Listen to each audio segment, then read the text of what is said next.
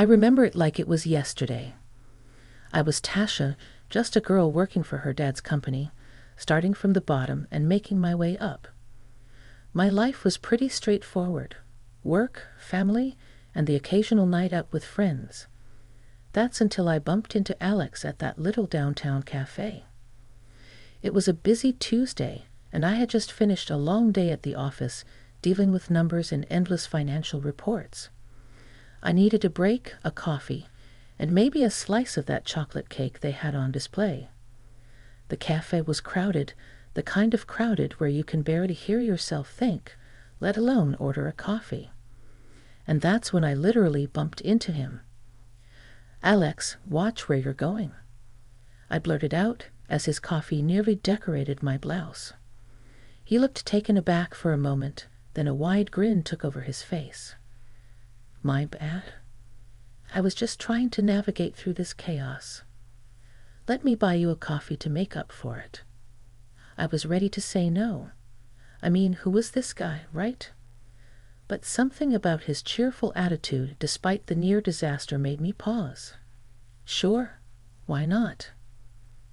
"But I'm picking the cake," I shot back, not wanting to seem too easy. As we waited for our order, I took him in. Alex was casually dressed, nothing fancy, but there was something about him that stood out. Maybe it was his easy smile or the way he seemed genuinely interested in what I had to say. "So what brings you to this chaos?" he asked, handing me my coffee and a plate with a generously sized piece of cake. "Work. I was drowning in numbers and needed a break." "What's your excuse?" I replied, taking a cautious sip of the hot beverage. "Same, except my chaos involves teaching kids how to not burn down the school in science class." He chuckled. We found a table in the corner, away from the worst of the crowd. As we talked, I learned that Alex was a high school science teacher, loved bad puns, and had an affinity for old movies. He was easy to talk to, and before I knew it, I was laughing more than I had in weeks.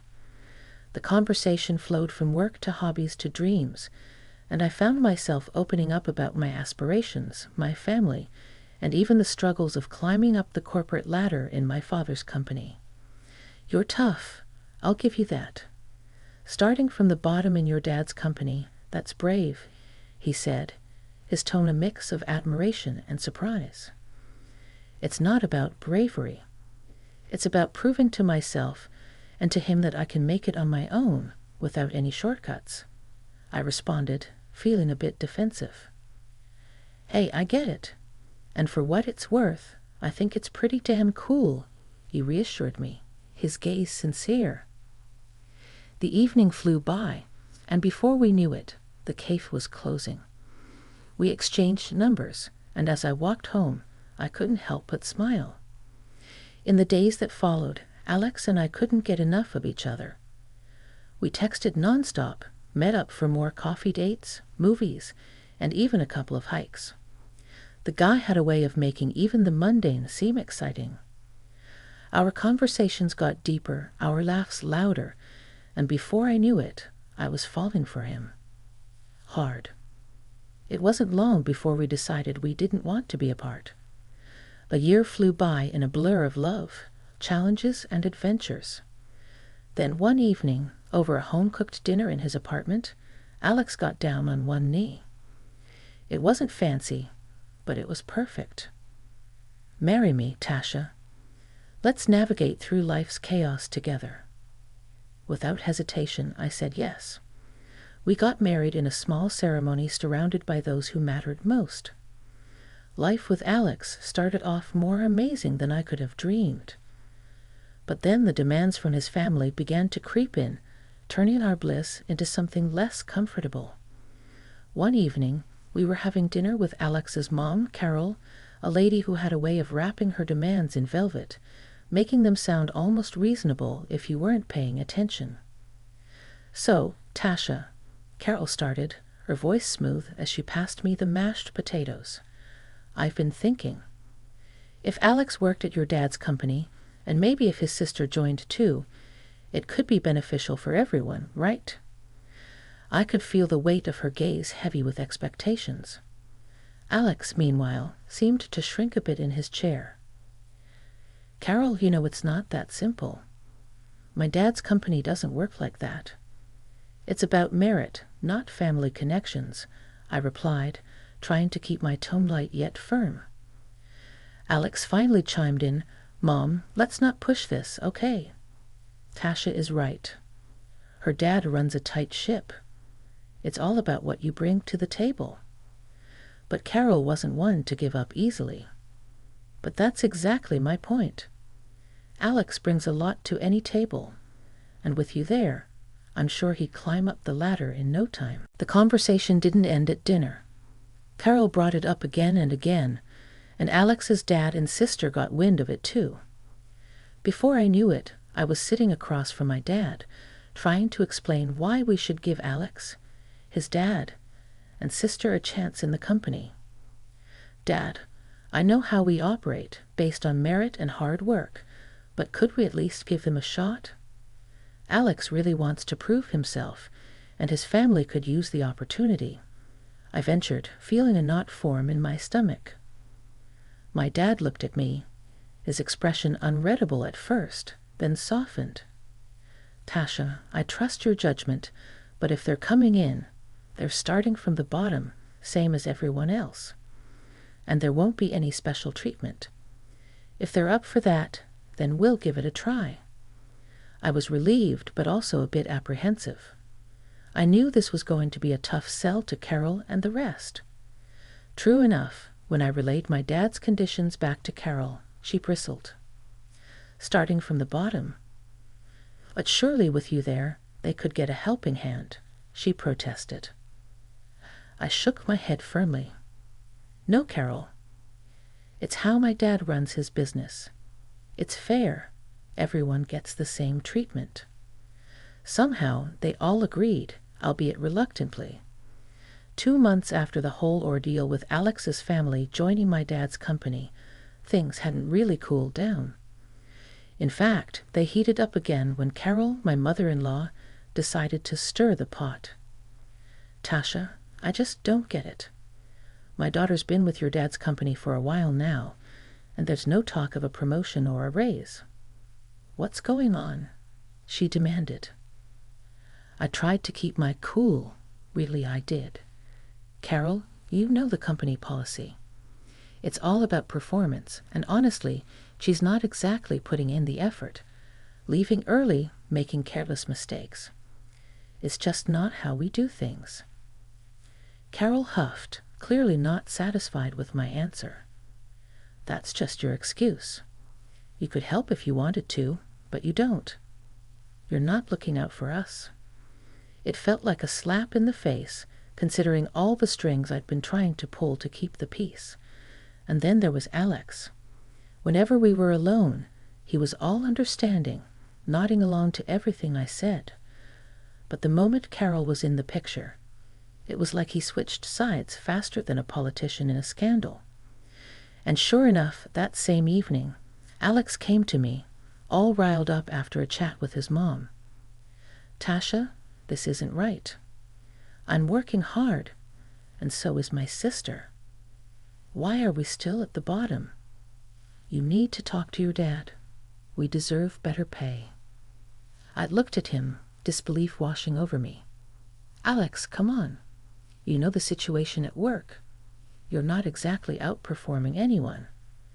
I've been helping, covering for you even, but there's only so much I can do without it being unfair to everyone else." He wasn't having any of it, though. "That's just it, isn't it? You're not even trying. My mom's right. You could change things for us if you wanted to." I felt my patience wearing thin. "Alex, demanding a raise you haven't earned isn't how this works. It's about fairness, about doing your part, and right now, you're not living up to that."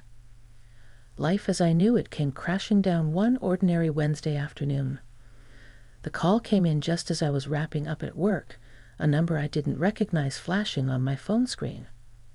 I almost didn't answer, but something nudged me to pick up. "Is this Tasha?" a voice asked, formal and unfamiliar. "Yes, speaking. Who's this?" I replied, a knot forming in my stomach.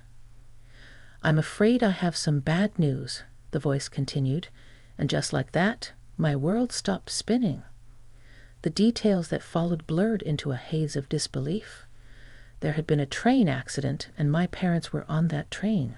They didn't make it. I stood there, phone still in hand, long after the call ended, unable to move, to think, to feel.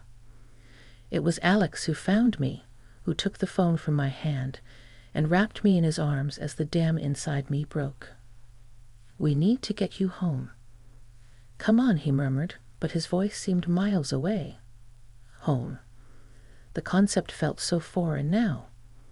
What was home without the people who made it so?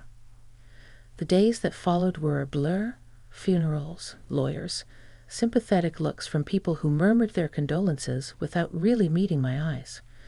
And through it all, Alex's family hovered like vultures, their presence more oppressive than comforting. It was during one of those hazy afternoons when Carol decided to bring up the subject I was least prepared to discuss, the inheritance. "Tasha, dear, now that this unfortunate business is settled, we need to talk about what comes next. Your parents' assets, the company. It's a lot for you to handle alone," she said, her tone a grotesque mix of sympathy and greed. I stared at her incredulous. "Carol, my parents just died. Can we not do this right now?" But she was relentless. "I know, dear, and I'm just looking out for you. And let's be honest, for Alex too. This affects all of us now."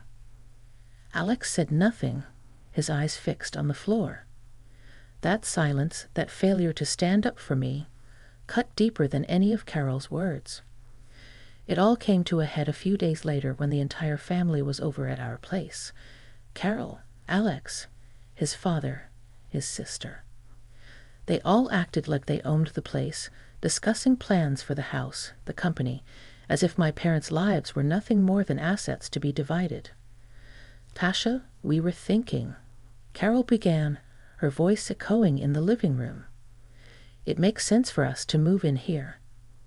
It's what your parents would have wanted, for us to take care of you." "Take care of me?" I repeated, my voice rising, or take over everything they worked their lives for. Alex finally spoke up, but not in my defense. "Tasha, it's practical. We're family now. We should stick together." "Family?" I shot back, my patience finally snapping. Family doesn't swoop in at the first sign of inheritance like it's some free-for-all. My parents aren't even cold in their graves, and here you are planning your new lives in their home. The argument escalated, words thrown like daggers, each one exposing the rifts that had been forming for months. In the end, I stood alone in the living room, my stance clear. "I want everyone out," I said, my voice steady despite the chaos raging inside me. "Out of this house, out of my life. I need space to grieve, to figure out what comes next, and I can't do that with you all circling like sharks." The fallout was immediate. Alex and his family left, but not without parting shots that stung with accusations of ingratitude and selfishness. My parents' funeral turned into a spectacle I was wholly unprepared for. Alex, along with his dad and sister, followed me to my parents' home. It was supposed to be a quiet moment, maybe a chance for them to offer some genuine support.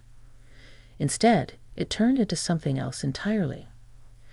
As soon as we walked through the door, Alex started playing tour guide in my childhood home, pointing out all the luxurious details and furnishings as if he was showcasing a mansion on one of those reality TV shows. His enthusiasm was misplaced, to say the least, but what came next was downright appalling. Upstairs, his sister, practically bouncing with excitement, declared she had found her new room, the one with the expansive bathroom my parents had renovated just last year. But the real shock came when Alex opened the door to my parents' bedroom. Carol actually clapped her hands, her eyes wide with what I can only describe as greedy delight.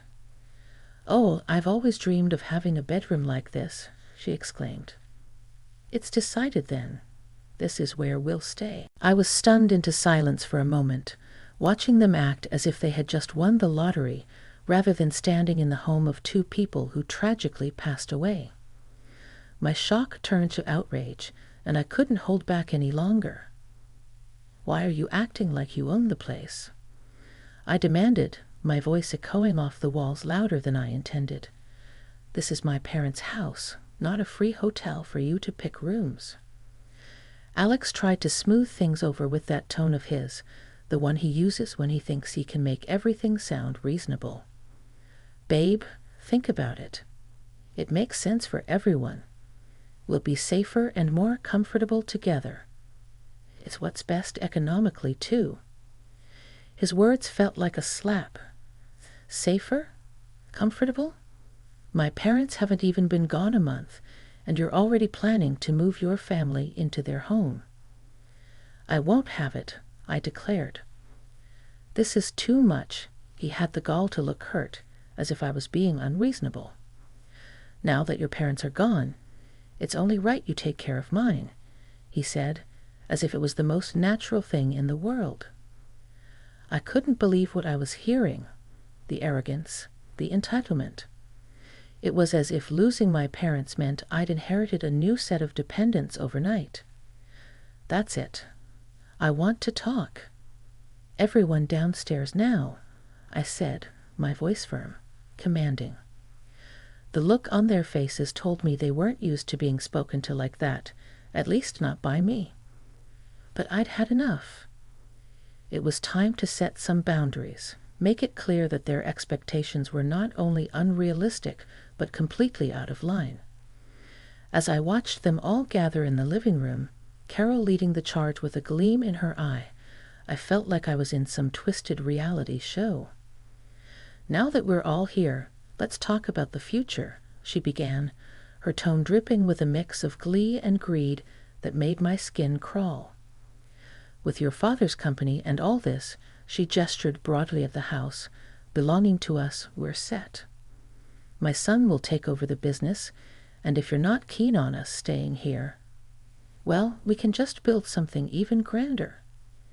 I stood there incredulous, watching them nod and smile as if they'd won the lottery. "You think all this is yours to claim?" I asked, my voice tight with barely contained anger. "This is my inheritance, my parents' legacy, not a jackpot for you to squander." Carol scoffed. "Oh, please, we're family. What's yours is ours.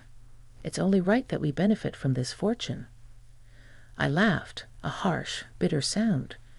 "You have no right to any of this. My parents worked their entire lives for this, not so you could come in and claim it as your own." Alex's sister piped up, her voice sharp. "You're being greedy, keeping all this to yourself. We deserve a share." "Greedy?" I shot back, my patience snapping. "I'm greedy because I don't want to hand over my inheritance to people who only see dollar signs where they should see grief and loss." The room erupted into a cacophony of accusations and denials, their entitlement clashing with my disbelief. I had heard enough. "I want you all out," I said firmly, my voice rising above the noise. "Out of this house, out of my life. You've shown your true colors, and I want no part of it." Carol's face turned a deep red, her anger palpable. "You'll regret this, young lady. You're nothing without us." Alex, who had been silent up till now, finally spoke, his voice cold. "Tasha, you're making a mistake. This isn't how you treat family." "Family?" I repeated, my heart aching at the betrayal. "No, this is how I protect myself from vultures disguised as family." With that, they stormed out, hurling insults and warnings as they went. Alex paused at the door, his parting words a knife to my heart. "You'll regret this, Tasha." "I won't forget it."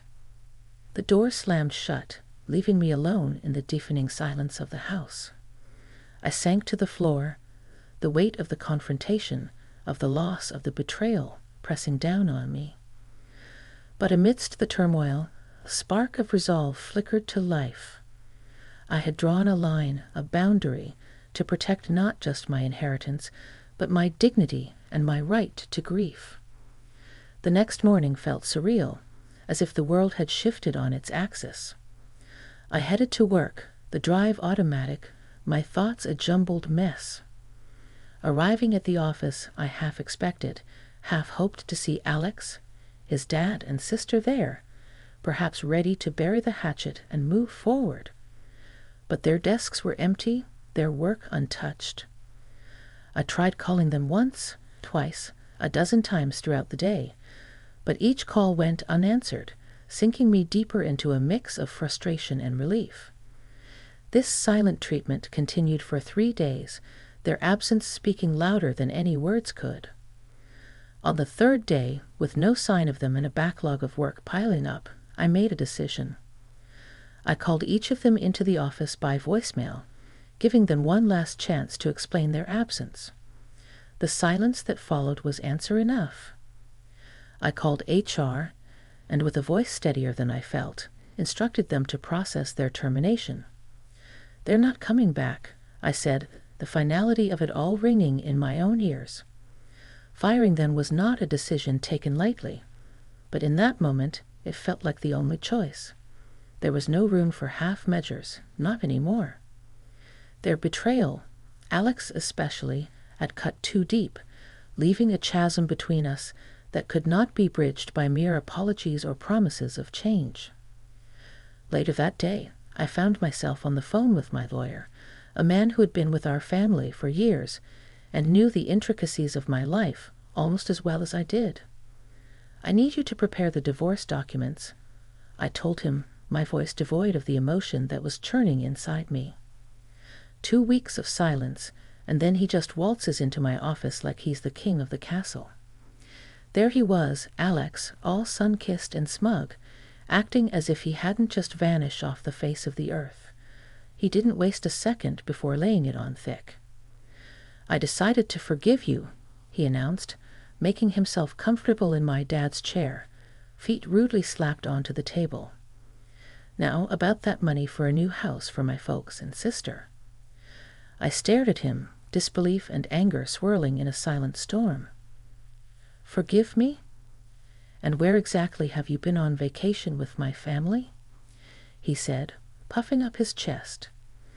As the director, I don't owe explanations to a mere accountant. That's when it hit me. He really believed he could dictate the terms here. I kept my voice level, my calm a stark contrast to the storm brewing inside. "You were fired, Alex. And as for being the director, that's over. The divorce papers are filed. You have no claim here. Not to the company, not to any property." The color drained from his face, his arrogance replaced by shock, then fear. "You can't do that. I have rights. I'll get my share." I couldn't help but laugh, a sound bitter and tinged with disbelief. "In our state, your rights don't include my inheritance. You get nothing." He stood, a mix of anger and desperation in his eyes, reaching out for me. "Tasha, please." I stepped back, putting distance between us. "No, Alex.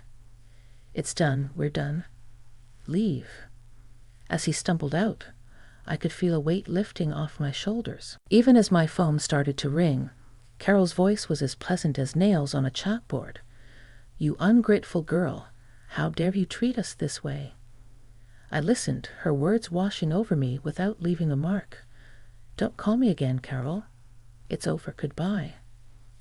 Hanging up, I sat back in my chair, the silence of the office wrapping around me like a blanket. It was over, really over.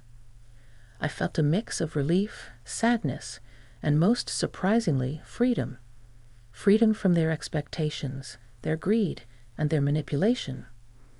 After the ink dried on those divorce papers, it felt like I could finally breathe again.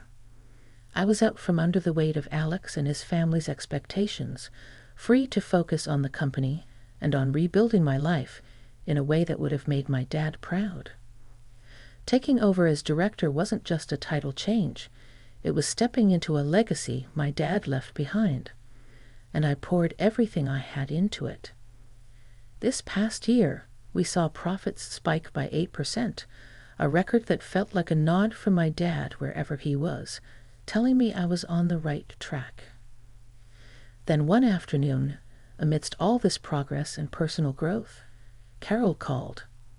Her voice, once so sure and demanding, was tinged with desperation. "We need your help," she started, spilling out a tale of reckless spending, loans, and luxury they couldn't afford, all because they believed they'd have a slice of my inheritance to bail them out. "Carol, let me get this straight," I said, my voice calm. "You lived beyond your means, ignoring the fact that I told you clearly that you had no claim to my parents' estate. And now you want me to clean up your mess." She tried to butter me up, saying how family should stick together, how I was their only hope, but her words fell on deaf ears. "I'm not your safety net," I told her firmly. "You, Alex, and your daughter made your choices. You chose to ignore my boundaries, to disrespect my parents' memory, and to chase after a lifestyle you hadn't earned." The silence on the other end was palpable. I could almost hear her scrambling for a way to twist this around, to play the victim. "Listen, Carol," I continued, "you need to figure this out. And don't call me again. You made abundantly clear where I stand with your family when you sided with Alex, expecting to live off my inheritance. Now you're living with the consequences of those choices." I hung up before she could respond, the finality of that action resonating deep within me. It wasn't just about the money or their latest scheme. It was about respect, about recognizing the value of hard work and the importance of living within your means, a lesson my parents instilled in me from the start.